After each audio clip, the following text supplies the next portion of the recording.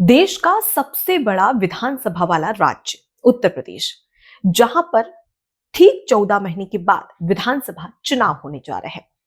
उत्तर प्रदेश पर सबकी पैनी नजर रहती है। क्यों? क्योंकि कहा जाता है कि केंद्र की सत्ता का रास्ता उत्तर प्रदेश से ही होकर गुजरता है। ऐसे में नेता हो या फिर जनता, हर किसी की पैनी नजर रहती है उत्तर प्रदेश के इलेक्शन पर।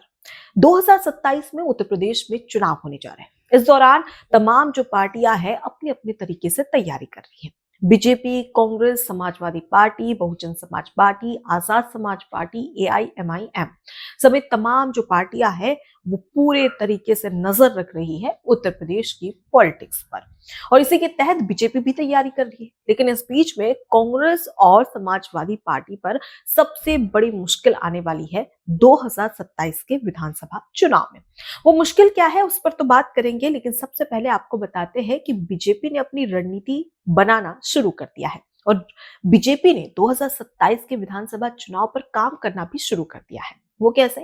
दरअसल नेशन विथ नमो एक कंपनी है जिसे अब बीजेपी ने सर्वे का काम दिया है। ये कंपनी अब उत्तर प्रदेश के तमाम जो विधानसभा क्षेत्र है वहां पर जो कंपनी के सर्वे टीम है, सर्वेयर है, वो अब पहुंच चुके हैं और 400 से भी ज्यादा इस कंपनी के सर्वेयर है जो कि जमीनी स्तर पर खंगाल रहे हैं कि किसे टिकट दी जाए, किसे टिकट ना दी जाए। जी हाँ, बिल्कुल ठीक सुना आपने। लेकिन सबसे बड़ी बात कि कंपनी काम कैसे करती है। दरअसल आपको बता दें कि जो सर्वेयर है वो अब जमीनी स्तर पर तो पहुंच चुके हैं और इसी को लेकर बीजेपी तैयारी कर रही है, जिसके तहत जो मौजूदा विधायक है और उसके साथ ही साथ जो वैकल्पिक दावेदार है और जनता किन किन मुद्दों को लेकर चर्चा कर रही है, इन तमाम ऐसे विषय है जिसको खंगालते हैं ये सर्वेयर। आपको बता दें कि बीजेपी के ही एक दिग्गज नेता ने ये कहा है कि अगर मौजूदा समय में 2027 के विधानसभा चुनाव में बीजेपी के जहां जहां विधायक है, सबसे पहले उनसे बातचीत की जाएगी और उसके साथ ही जो सर्वेयर है उनसे बातचीत करेंगे, उनकी छवि को देखेंगे। अगर उनकी छवि खराब होती है या फिर वो ठीक से काम नहीं कर रहे हैं तो इस बार उनका टिकट कटना पक्का है। आपको बता दें कि 2022 में जब विधानसभा चुनाव हुए थे तो उत्तर प्रदेश में बीजेपी ने अपने 120 विधायकों के, मौजूदा विधायकों के टिकट ही काट दिए थे। क्यों? क्योंकि यही जो सर्वे कंपनियां होती है वो सर्वे करती है उसकी रिपोर्ट के आधार पर। अब उसके साथ ही 165 ऐसे युवा प्रत्याशी थे जो कि बीजेपी ने अपनी पार्टी में नए चेहरों को मौका दिया और उन्हें विधानसभा चुनाव में खड़ा किया। मतलब बीजेपी साफ तौर पर सीधी नजर रख रही है कि भाई जो अच्छा काम करेगा, जनहित की बात करेगा, जनता के मुद्दों पर बात करेगा और जनता के बीच में जिसकी छवि अच्छी होगी उसे ही टिकट दिया जाएगा। कांग्रेस की तरह पैसे लेकर टिकट नहीं दिया जाएगा। इस बात का जिक्र क्यों किया है मैंने? इसके पीछे भी एक बहुत ही इंटरेस्टिंग बात है जो मैं आपको आगे बताऊंगी। लेकिन फिलहाल हम बात कर रहे हैं सर्वे पर। तो देखिए, जो नेशन विथ नमो है, ये कंपनी के तमाम जो सर्वेयर है वो जमीनी स्तर पर पहुंच चुके हैं। सबसे पहले तमाम जो विधानसभा क्षेत्र है वहां पर जो मौजूदा विधायक है उनकी छवि कैसी है, वो जनता के बीच में कितना जाते हैं, जनता के बीच में वो क्या बातचीत करते हैं और उसके साथ ही जन समस्याओं को हल करते हैं या नहीं करते, उनका काम कैसा है। उसके साथ ही उस मौजूदा विधायक पर या फिर जो वैकल्पिक दावेदार है उनके ऊपर कोई गंभीर आरोप तो नहीं लगे, भ्रष्टाचार के आरोप तो नहीं है, अनियमितता के आरोप तो नहीं है, कि काम में गड़बड़ी के आरोप तो नहीं है। तमाम ऐसी बातें हैं जिसको खंगाले जाते हैं इन सर्वेयर की ओर से। अब उसके साथ ही साथ ये भी देखा जाता है कि अगर इस मौजूदा विधायक को या वैकल्पिक नेता को या प्रत्याशी को, अगर दावेदार एक तरीके से कह सकते हैं, वैकल्पिक दावेदार को अगर टिकट दी जाती है तो क्या ये जीतेगा या नहीं। अगर ये हार जाता है तो इसके पीछे का कारण क्या है, अगर ये जीत रहा है तो इसके पीछे का भी कारण क्या है। मतलब कि हर एक चीज खंगाली जाती है इन कंपनीज के द्वारा। अब सबसे बड़ी बात आपको यहाँ पर यह भी बता दें कि सिर्फ एक कंपनी की ओर से सर्वे नहीं करवाया जाता है, क्योंकि बीजेपी की बात करें तो बीजेपी अक्सर दो और ज्यादा से ज्यादा तीन कंपनीज को होती है जो सर्वे करती है, उनसे सर्वे करवाती है। वो इसलिए ताकि एक तरफा बातें सामने ना आए।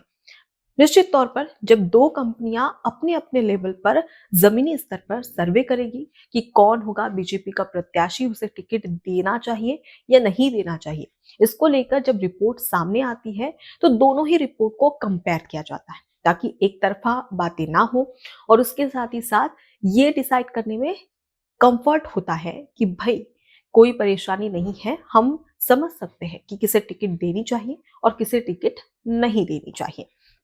तो इस तरीके से जो ये कंपनियां हैं वो काम करती है।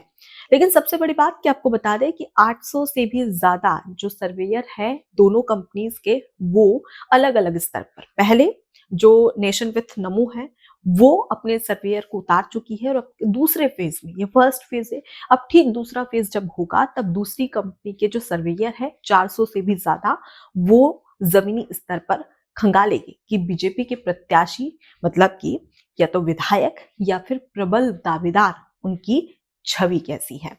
अब ये हुआ कि सर्वे किस तरीके से काम करता है और सर्वे के आधार पर किस तरीके से बीजेपी अपने प्रत्याशियों को चुनती है कि इसे उत्तर प्रदेश के विधानसभा चुनाव में टिकट देना चाहिए या नहीं देना चाहिए, ये बात हुई। लेकिन सबसे बड़ी बात कि यहाँ पर आरएसएस की भी महत्वपूर्ण भूमिका रहती है। जी हाँ, और सबसे ज्यादा ये जो सर्वेयर है, ये जो महिला है और युवा वोटर्स हैं उनसे फीडबैक लेते हैं। मतलब कि पुरुषों से तो लेते ही है, लेकिन जो युवा है और उसके साथ ही जो महिला वोटर्स है उनसे भी फीडबैक लिया जाता है। उसके अलावा जो आरएसएस है, आम जनता और जो बीजेपी के कार्यकर्ता है, उनके बीच में जो विधायक है या फिर जो प्रबल दावेदार है उसकी छवि कैसी है, और यहाँ तक कि विधायक या प्रबल दावेदार की अपनी जाति में, खुद की जाति में उसकी छवि क्या है, उसके ही लोग, उसकी ही जाति के लोग उसके बारे में क्या सोचते हैं, इन तमाम विषयों पर बातचीत होती है, सर्वे किया जाता है। इसके साथ ही साथ आरएसएस की भी महत्वपूर्ण भूमिका होती है। वो कैसे कि आरएसएस के लोगों से भी उन दावेदारों के बारे में, विधायक के बारे में बातचीत की जाती है कि उनकी प्रत्याशी को अगर टिकट दिया जाए, इस दावेदार को अगर टिकट दिया जाए तो उनकी सहमति है या नाराजगी है। मतलब कि आरएसएस के लोगों को भी यहाँ पर तवज्जो दी जाती है। मतलब साफ है कि हम ये सोचते हैं कि ठीक है, ये बड़ा नेता है, इसकी छवि अच्छी है, इसलिए इसे टिकट दे दिया जाता है, ऐसा नहीं है। बल्कि इसके पीछे पूरी जो सर्वे कंपनियां हैं वो काम करती है, उसके आधार पर सोच विचार कर टिकट दी जाती है। तो मतलब साफ है कि अगर कोई विधायक अपने क्षेत्र में अच्छा काम करता है और उसकी जनता के बीच में, अपनी जाति के लोगों के बीच में अच्छी छवि है, तभी उसे बीजेपी की टिकट मिलेगी। अब सबसे बड़ी बात, अगर हम बात करें समाजवादी पार्टी की, तो देखिए समाजवादी पार्टी के राष्ट्रीय अध्यक्ष अखिलेश यादव भी खुद ये कह चुके हैं कि मैंने अपने सर्वे टीम को कह दिया है कि भाई जाकर सर्वे करें और उसी के आधार पर मैं टिकट लूंगा, मतलब टिकट दूंगा। आपको बता दें कि हाल ही में एक नेता थे जो बार बार सपा के दफ्तर में चक्कर लगा रहे थे। अब अखिलेश यादव को पता चला कि वो 17 दिन से वहीं पर है, मतलब कि सपा के ऑफिस में। इस दौरान उन्होंने जमकर उन्हें खरी खोटी सुनाई और ये कहा कि धरातल पर जाइए, जमीनी स्तर पर काम करिए, तब जाके टिकट मिलेगा आपको। ऐसे नहीं कि यहाँ पर सिर्फ आप सपा के दफ्तर में आना जाना कर रहे हैं, चक्कर काट रहे हैं तो आपको टिकट मिल जाएगा। मतलब साफ है कि सभी अपने अपने स्तर पर छवि को देख रहे हैं कि छवि कैसी है, काम कैसा है, कितना काम किया है विकास का, और उसी के आधार पर टिकट दी जा रही है। लेकिन हम बात करें कांग्रेस पार्टी की, तो देखिए कांग्रेस पार्टी के लिए इस बार सबसे ज्यादा मुश्किल क्यों खड़ी होने वाली है। वो इसलिए क्योंकि मैंने यहाँ पर बीजेपी की रणनीति तो आपको बता दी, लेकिन अगर हम कांग्रेस पार्टी की बात करें, कांग्रेस पार्टी की 2022 के विधानसभा चुनाव में केवल 2 सीटें आई थी। अब इसके बाद में फिलहाल की स्थिति में अगर देख लिया जाए तो बिहार का 2025 में विधानसभा चुनाव हुआ था। उस समय कई बड़ी बातें निकलकर सामने आई थी। ये पता चला था कि भाई कांग्रेस पार्टी में ही कई ऐसे नेता हैं जो कि अपनी दावेदारी ठोक रहे हैं और उन्हें ये कहा जा रहा है कि भाई पैसा दीजिए, उसके बाद में आपको टिकट दी जाएगी। ऐसी कई सारी बातें निकलकर सामने आई थी। खुद कांग्रेस के बिहार में जो प्रदेश अध्यक्ष है राजेश राम, और उसके साथ ही साथ उनके जो विधायक है, उनके बीच की एक ऑडियो जो कि जेडीयू ने जारी की थी, वो भी काफी ज्यादा वायरल हुई थी। तो इससे समझा जा सकता है कि आखिर किस तरीके की स्थिति में फिलहाल कांग्रेस पार्टी है। आपको याद होगा कि पंजाब के ही एक नेता है नवजोत सिद्धू, जिन्हें कौन नहीं जानता। नवजोत सिद्धू की वाइफ है नवजोत कौर सिद्धू। उन्होंने साफ तौर पर खुलेआम मीडिया में ये कहा था कि भाई सीएम वही बनता है जो कि करोड़ों करोड़ों की पेटी देता है या पैसे देता है, उन्हें ही सीएम बनाया जाता है। हमारे पास इतना पैसा नहीं है और हम नहीं दे सकते। उसके बाद में कांग्रेस पार्टी के दिग्गज नेता और खुद नवजोत कौर सिद्धू के बीच में गहमा-गहमी टकराव की स्थिति भी देखने को मिली थी। मतलब सिर्फ प्रत्याशियों के लिए कांग्रेस पार्टी में नहीं, बल्कि सीएम के लिए भी कांग्रेस पार्टी में पैसे देना पड़ता है। ये बातें खुद कांग्रेस पार्टी के ही नेता कई बार कह चुके हैं और बिहार चुनाव में भी खूब सुनने में आया था। मतलब साफ है कि एक तरफ बीजेपी जो कि तमाम रणनीति और जो सर्वे एजेंसियां हैं उनके तहत अपनी तमाम रणनीतियां बना रही है और इसी नक्शे कदम पर अखिलेश यादव भी चलते नजर आ रहे हैं। लेकिन वहीं पर कांग्रेस पार्टी राहुल गांधी की बात करे तो राहुल गांधी की रणनीति साफ नजर आ रही है कि भाई पैसा दो और टिकट लो, पैसा दो और सीएम पद पाओ।